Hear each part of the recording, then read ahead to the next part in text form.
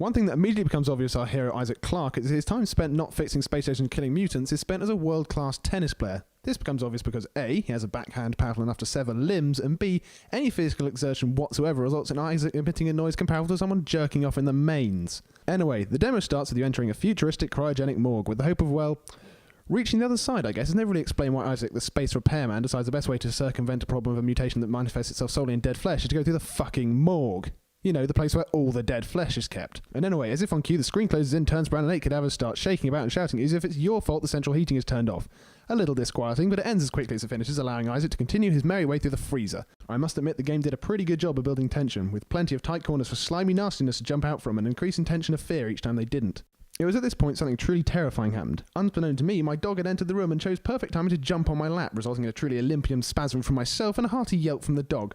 And to make matters worse, by the time I dispatched said cocker spaniel in pursuit of a yoghurt carton, a man with too many sharp corners had eaten my face. I think this is indicative of the main problem Dead Space 2 has. It makes you jump, but it's not that scary. Being equipped with twice as many guns as arms means that once the initial shock of an ambush has subsided, necromorphs can be persuaded to give up their limbs with relative ease. This diminishes fear in the same way that being over 6 feet tall diminishes the fear of being confronted with an ant. It just doesn't seem a threat. In this, Isaac and I are in agreement. Even after the vision of the brown shouty men, Isaac seems completely unfazed. He smashes crates with the same gusto as zombie infants. The result is that any attempt to characterize Isaac seems wasted because everyday mechanic in the cutscene is completely bipolar of the bloodlusting maniac on the screen. Although in hindsight this may have just been out of necessity, I guess it makes sense that if you're packing 4 guns the length of your arm, you might not quite have enough room in your pockets for lots of ammo.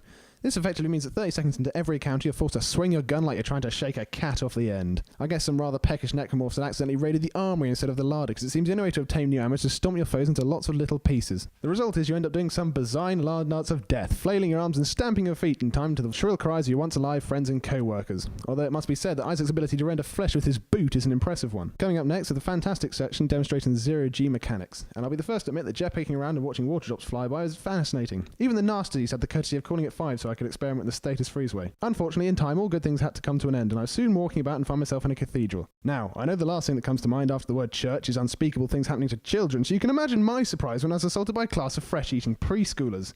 Luckily, my aforementioned jugger boot made quick work of their frail bodies, and once again I stuck the problem that it just wasn't that scary. In the same way that sticking my arm in a bucket of pig entrails isn't pleasant, but it's not scary. And it's hard to build atmosphere when the atmosphere is filled with rooms of shrieking zombies. Overall, the game is fun, but the main bone I have to pick with it is just not survival horror. It's got the survival thing right, I mean you certainly don't want to die, but the same can be said about any other game. Although a game that encourages active suicide would certainly make an interesting multiplayer. Where it falls down is horror.